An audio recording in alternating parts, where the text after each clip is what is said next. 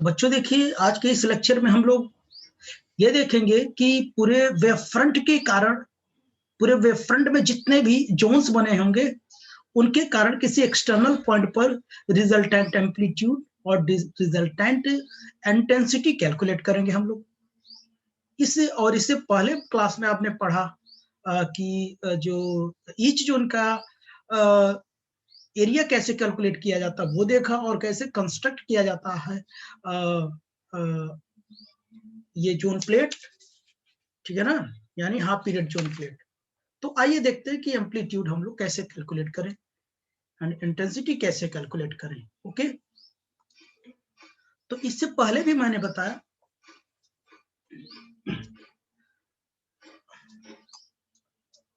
हमारे जो साइंटिस्ट थे फ्रेजनल ने क्या किया, एक वेव फ्रंट तैयार किया उन्होंने, जो कि प्लेन के परपेंडिकुलर था। प्लेन के कैसा था? परपेंडिकुलर था, plane of perpendicular to the paper. ठीक, उन्होंने क्या किया, ये जो वेव फ्रंट है ABCD, इसके कारण किसी पॉइंट, एक्सटर्नल पॉइंट, किसी एक्सटर्नल पॉइंट, ये एक्सटर्नल पॉइंट है, यहाँ पर आई एंड एम्पलीट्यूड हमको कैलकुलेट करनी है, ठीक है ना। उसके लिए उन्होंने ये बताया कि इसको उन्होंने लार्ज नंबर ऑफ क्या जोन में इसको सब डिवाइडेड कर दिया, और किसी दो कॉन्सेक्यूटिव रिंग के बीच की जो स्पेस होती है उसको क्या बोलते थे? जोन कहते थे, ठीक है ना। और इस पॉइंट के रिस्पेक्ट में इसको क्या किया जाता है? पी लिया जाता है। पी मतलब पोल। इसके बीच की जो डिस्टेंस थी कितनी थी? कितनी बच्चों? बी। बी नेम दिया गया, और इसकी भी रेडियस आपको बताया गया था, इसकी भी, इसकी भी और इसकी भी। इससे पहले ही लेक्चर में मैंने बताया, ये M1 था, M2 था और M, ठीक है ना। ये क्या था? ये तो B है, ये B प्लस लैम्डा बाई 2 है, और B प्लस 2 लैम्डा बाई 2 है, और ये B प्लस 3 लैम्डा बाई 2 है। ये सारी बातें आपने देखा, ठीक है ना। अब देखना, इन सभी जोन के कारण, इसके कारण, इसके कारण, और भी जो जोन्स हैं, इनके कारण यहाँ पे रिजल्टेंट इंटेंसिटी हमको क्या करनी है? कैलकुलेट करनी है, ठीक है ना। तो उसके लिए देखिए कुछ बातें हैं, पहले उससे हम लोग क्या करते, कल सॉल्व कर लेते, तब इसकी बात करते हम लोग, ठीक है ना। तो देखिए, for calculate the amplitude of whole zone is dependent upon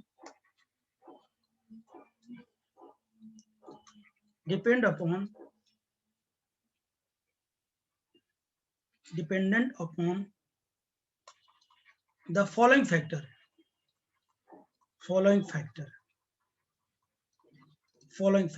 कुछ फॉलोइंग फैक्टर पे डिपेंड करता है। पहला number, amplitude is directly proportional to the area of zone. तो बताइए, अभी इससे पहले आपने एरिया ऑफ जोन निकाला था, directly proportional to the pi. Area कितनी आई थी? P lambda plus lambda square by 4 2n-1, यही तो निकाला था एरिया ऑफ जोन। और इसको मैंने नेग्लेक्ट किया था, तो केवल इतना बचा था, यही तो था ना। तो इस बात पर डिपेंड करेगा, एम्पलीट्यूड किस पर डिपेंड करेगा बताइए? एरिया ऑफ जोन पर। दूसरा नंबर देखिए किस पर डिपेंड करेगा, amplitude is directly proportional to the obliquity factor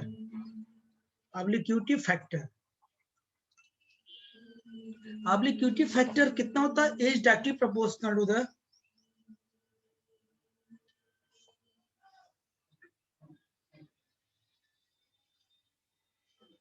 इसे तिर्यक घटक कहते हैं, सुने होंगे ना कभी, तिर्यक घटक।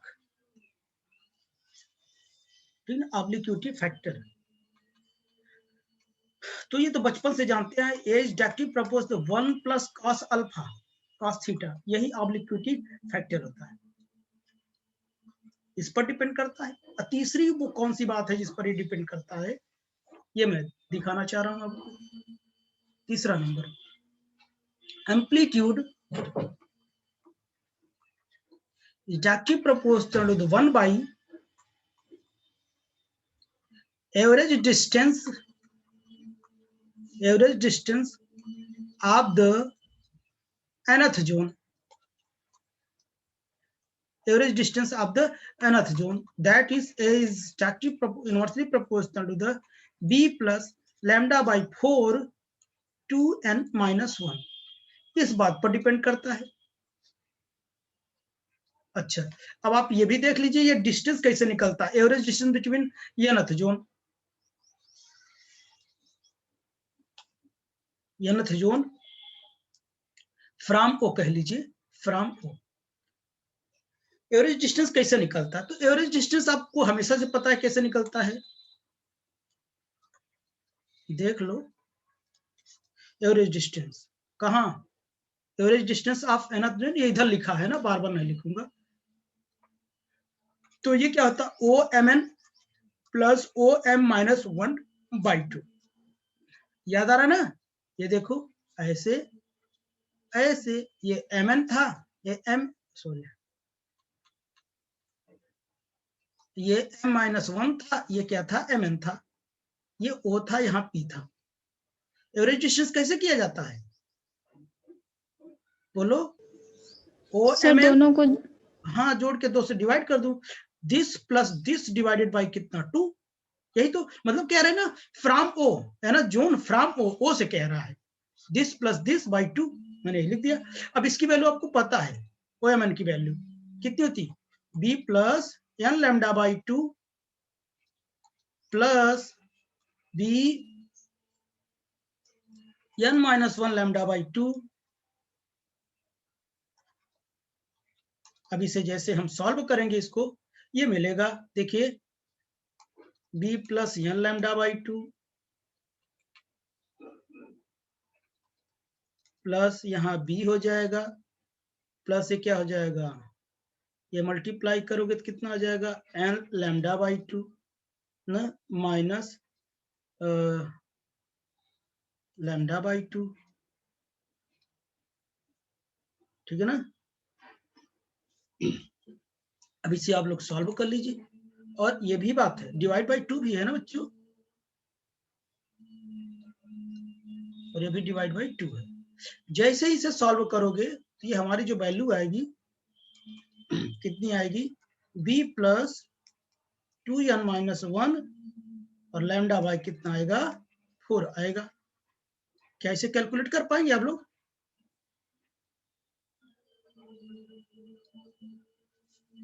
कर लेंगे ना, कि करके दिखाऊं। यस सर, हाँ, तो यहां हो से गया आप, सर, हो गया, आ गया होगा ना, हाँ सर हो गया। ठीक, तो यहाँ कुछ गलती नहीं किया मैं,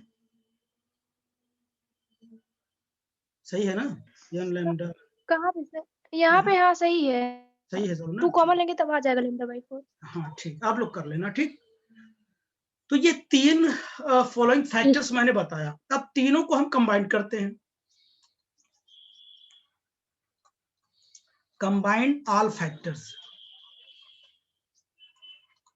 सभी फैक्टर को कंबाइन करते हैं। अगर मैं कंबाइन करूंगा सभी फैक्टर को तो क्या लिखूंगा, मैंने लिखा पाई लिखूंगा, b lambda plus lambda square by 4 2n minus 1, और इसको 1 प्लस कॉस थीटा बाई कितना, average distance b plus lambda by 4 और 2n माइनस 1, ये लिखूंगा ना। यहां से प्रोपोर्शनलिटी हटाओ तो k कॉमन ले ले, वो कांस्टेंट ले लेता हूं, तो k पाई और लैम्डा भी सब में इसमें कांस्टेंट है, इसमें भी है, इसमें भी है, आई तो मल्टीप्लाई में है ना, तो लैम्डा कॉमन हो जाएगा। तो अब देखना क्या लिख दूं, ये b हो जाएगा, ये लैम्डा बाई 4 हो जाएगा, और ये 2n-1 हो जाएगा, और 1 प्लस कॉस थीटा हो जाएगा बाई 2n, सॉरी बाई कितना हो जाएगी वाला b प्लस लैम्डा बाई 4 और 2n-1।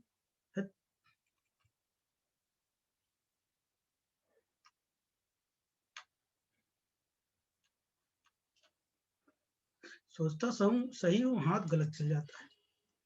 Lambda by 4 2n-1।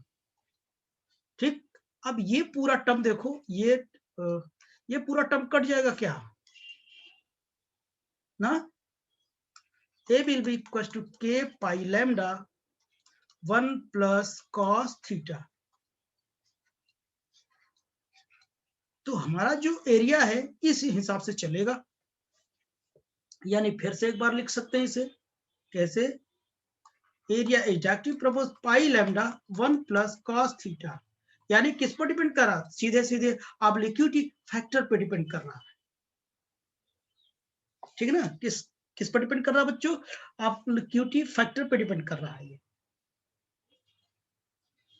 यानी यहां तक देख लो आप लोग, क्या समझ में आ सबको।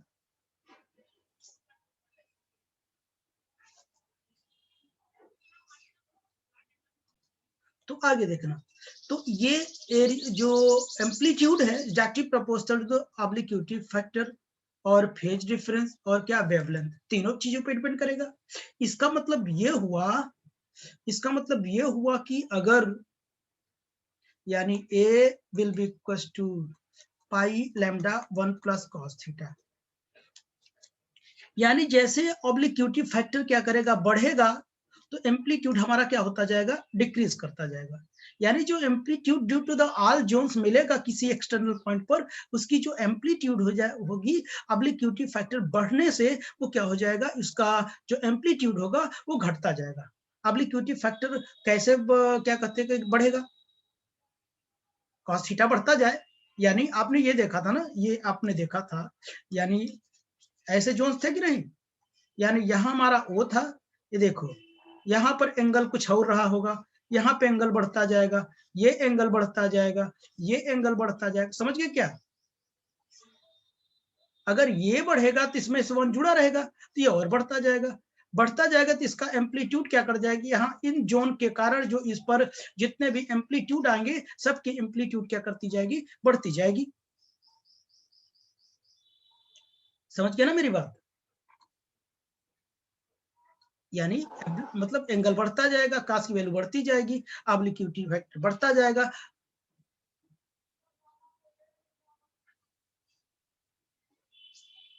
और क्या कर जाएगी, एम्पलीट्यूड क्या करती जाएगी, घटती जाएगी।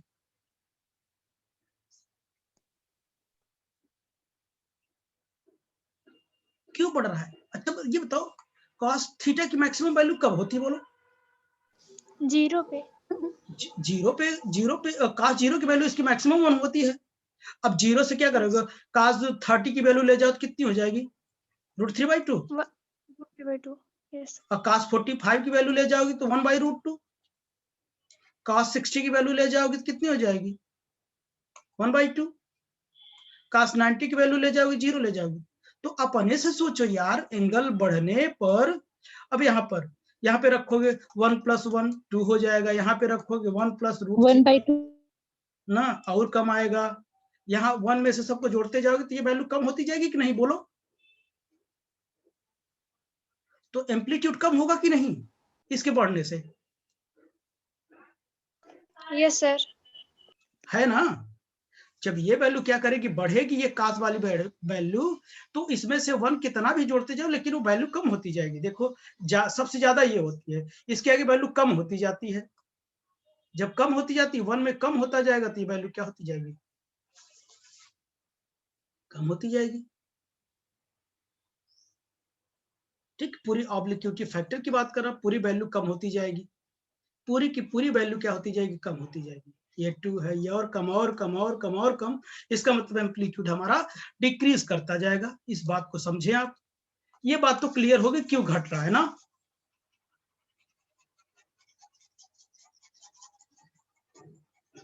तो ये बात तो हो गया, आगे चलता हूं। तो देखना, तो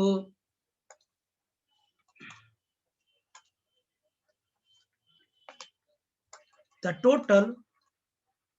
total amplitude at O due to all zones is also depend on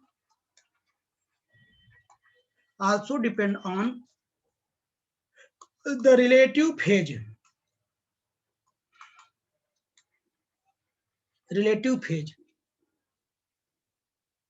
of various zone।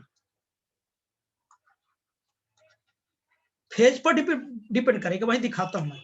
Late A1 A2 A3 dot dot AN are the amplitude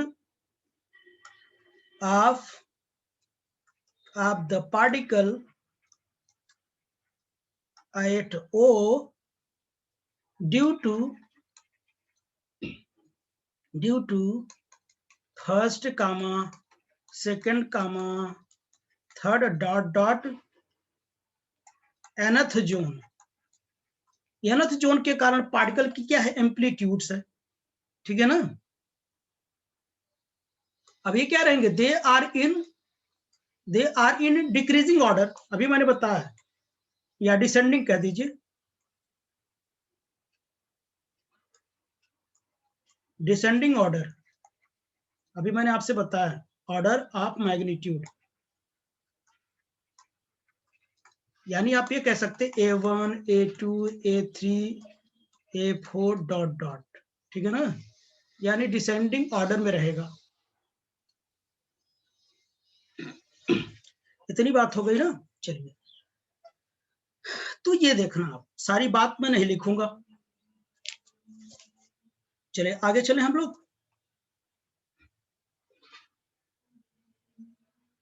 देखिए the resultant amplitude.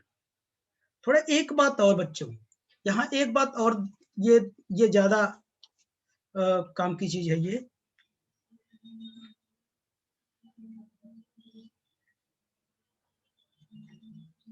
The difference, लिख लेता हूं। तो बच्चों देखिए आप लोग, मैंने क्या लिखा, तो the difference in phase for wavelets coming p and यमोन इज पाई रेडियन। और पहले मैंने बताया था पी और यमोन क्या है कि जब ये क्या करते हैं, ट्रेवल करते हैं, तो उनके बीच का जो फेज होता है कितना होता है, पाई होता है। पाई की वजह से हाफ टाइम आया था, हाफ वेवलेंथ आया था, ठीक है ना। इसकी वजह से then the amplitude due to the first zone is positive and second zone, देखिए second zone is negative and third zone is positive and so on, यानी सब अल्टरनेट में रहेंगे। So the resultant amplitude at o due to the entire wave front is given by. तो आप लोग देखिएगा, ये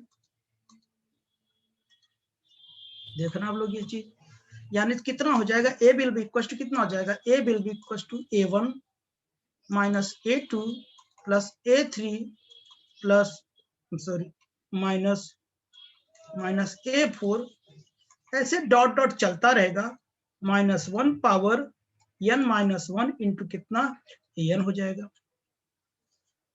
ये स्कैटर मेथड है।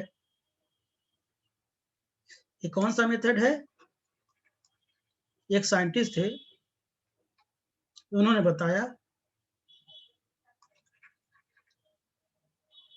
Scatters method, scatter method. तो देखिए सभी का जो एम्पलीट्यूड होगा वो क्या होगा, अल्टरनेट होगा, एक पॉजिटिव होगा दूसरा नेगेटिव, पॉजिटिव नेगेटिव इस टाइप से होगा। क्यों होगा, तुम लोग अपने से देखना यार। अभी देखिए सभी जोन्स के कारण, यहां देखो मैंने आपसे बताया था, ये जोन्स थे हमारे, ये पॉइंट P था, ये B था। अब बताओ इसके बीच जो फेज डिफरेंस का कितना था, पाई था। तो इनके बीच का जो वेवलेंथ डिफरेंस आया था कितना था, λ/2 आया था, ठीक है ना। तो सभी के यहां पर देखिए इस पूरे वेव फ्रंट पर जो फेज डिफरेंस हमारा होगा सेम होगा, वो मैंने कल आपको दिखाया था इस टाइप से, याद आ रहा ना,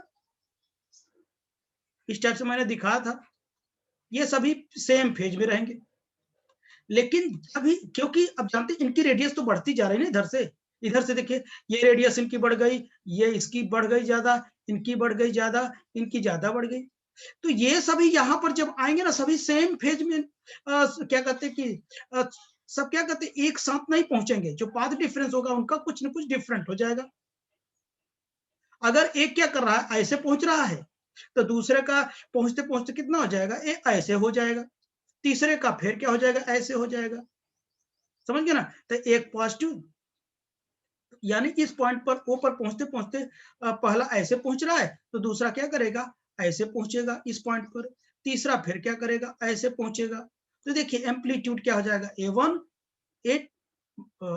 A माइनस A2, इसी तरीके से क्या हो जाएगा, आपका अल्टरनेट एम्पलीट्यूड बनता जाएगा। ओके बच्चों, तो उस फेज डिफरेंस के कारण अल्टरनेट एम्पलीट्यूड आप लोगों को मिलेगा, ठीक। तो चलिए हम लोग आगे बात करते हैं।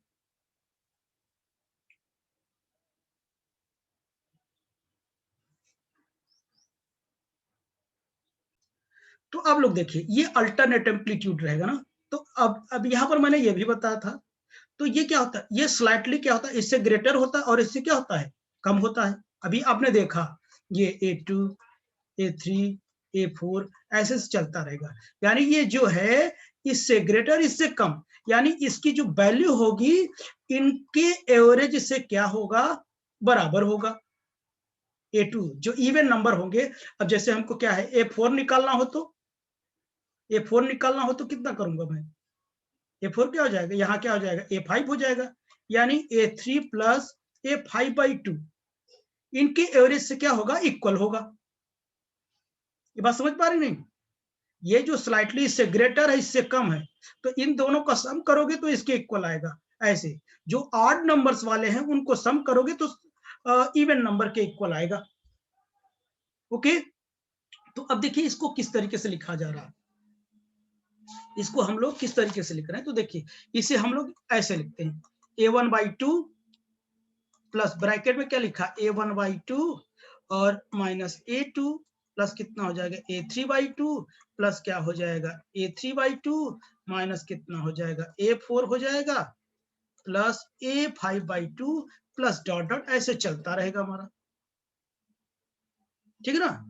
और यहां से मैंने बताया ना A2 कितना है, बदलो A1 प्लस A3/2 और A4 कितना है A3 प्लस A5/2 और A6 कितना हो जाएगा, ऐसे A5 प्लस A7/2, इसी टाइप से रहेगा।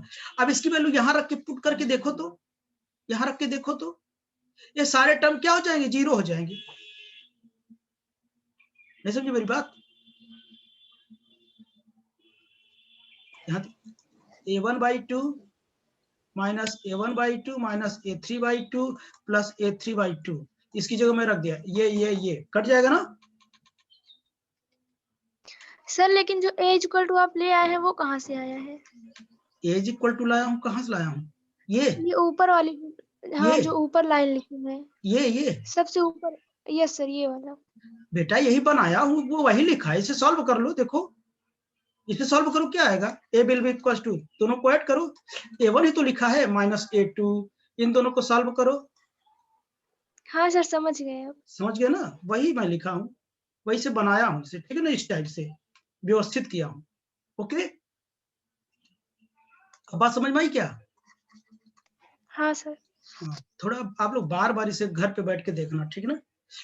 तो अच्छा अब देखना आप लोग, तो ये रखोगे सारे टर्म क्या हो जाएंगे, जीरो हो जाएंगे ना। अब बचेगा क्या, आप लोग ध्यान सुनना, अब बचेगा क्या, the last term, the last term will be इसके लास्ट टर्म क्या हो जाएगा, an/2 या तो कितना आएगा an-1/2 और माइनस an आएगा according to n is odd और even, यानी इफ क्या हो जाएगी, n इज ऑड होगा ना, ऑड होगा तब जानते हैं एम्पलीट्यूड हमारा क्या बचेगा, तो a will be equal to कितना बचेगा पता है, a1/2, ये तो बचेगा ही बचेगा बेटा, ये सब तो जीरो हो जा रहा है ना, ये सब जीरो होता जा रहा है ना, नहीं बोलो। हाँ सर। तो लास्ट टर्म जब इवन n ऑड होगा तो हमारा लास्ट टर्म ये वाला बचेगा, an/2 बचेगा, ठीक, ये याद रहे। अगर इफ n इज इवन हो जाए तब हमारा जो लास्ट टर्म है ये तो बचेगा ही बचेगा, a1/2 प्लस लास्ट टर्म ये बचेगा पूरा an-1/2 प्लस माइनस an बचेगा, ये लास्ट टर्म बचेगा, ठीक है ना। अच्छा, अब ये क्या बचाते हैं क्या नहीं वो डजंट मैटर, ये सब क्या होता है रिड्यूस टू जीरो हो जाएगा, जीरो रिड्यूस हो जाएगा, क्यों हो जाएगा अभी आप देखना आप लोग। हाँ a1/2 plus a1/2 total a1 हो जाएगा, तो लास्ट टर्म an/2 कैसे आएगा? नहीं, अब जब ये जानते हो जब क्या करते हैं ऑड रहेगा तो ऐसे क्या आ जाएगा an/2 रहेगा, ठीक है ना, n/2 रहेगा तो ये सारे टर्म कटते चले जाएंगे, बाद में ये बचेगा और ये बचेगा, हम ये लिखेंगे ऑड रहेगा तो, ठीक है सर। ठीक है ना। तो घर पे करना है एक बार और। तो अब आगे देखना आप लोग। अच्छा, यहां तक की बात हो गई। हाँ बच्चों अब देखना आप लोग, तो हमको क्या करता है हमको क्या करना है, हमको मिल गया इफ द, देखना इफ द amplitude gradually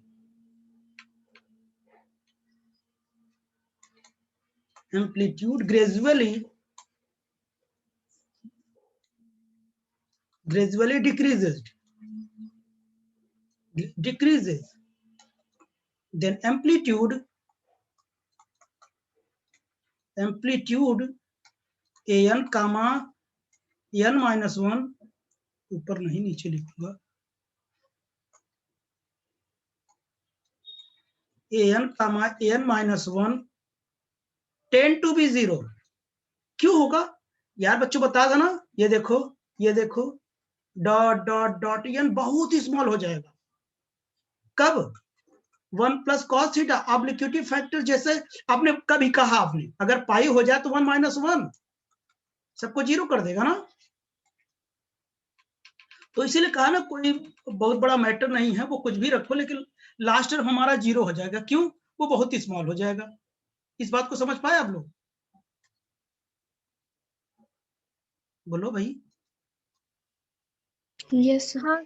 हाँ बहुत स्मॉल हो जाएगा, जब बहुत स्मॉल हो जाएगा वो जीरो हो जाएगा, जब वो जीरो हो जाएगा तो अभी अब इवन ऑड की कोई दिक्कत ही नहीं है, देन एम्पलीट्यूड कितना हो जाएगा, a will be equals to a1/2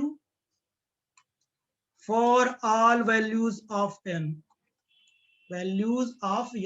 n के सब वैल्यू के लिए एम्पलीट्यूड हमारी इतनी होगी, अब समझ में आ, अब इवन ऑड ये जो कर रहे थे, अब ऑड लूं तो ये टर्म आएगा, इवन लूं तो ये टर्म आएगा, इससे कोई मतलब नहीं है, ठीक ना। अगर मैं ये लास्ट टर्म नहीं भी दिखाता, मैं कहता बेटा ये ऐसे से कटता चला जाएगा, तो यही तो हमारा बचता ना, और वैसे भी ये क्वांटिटी बहुत छोटी हो जाएगी ना, तो जीरो हो जाएगा, जीरो को टेंड कर जाएगा, तो ये इतना एम्पलीट हो गया, तो ये रिजल्टेंट एम्पलीट्यूड हमारा आ गया, हमको चाहिए क्या बोलो, हमको एम्पलीट्यूड भी चाहिए, एम्पलीट्यूड चाहिए ना, तो बताइए एम्पलीट्यूड तो मिल गया, इंटेंसिटी चाहिए, रिजल्टेंट इंटेंसिटी। तो क्या करें हम, I is directly proportional to the क्या स्क्वायर ऑफ एम्पलीट्यूड, ठीक है ना।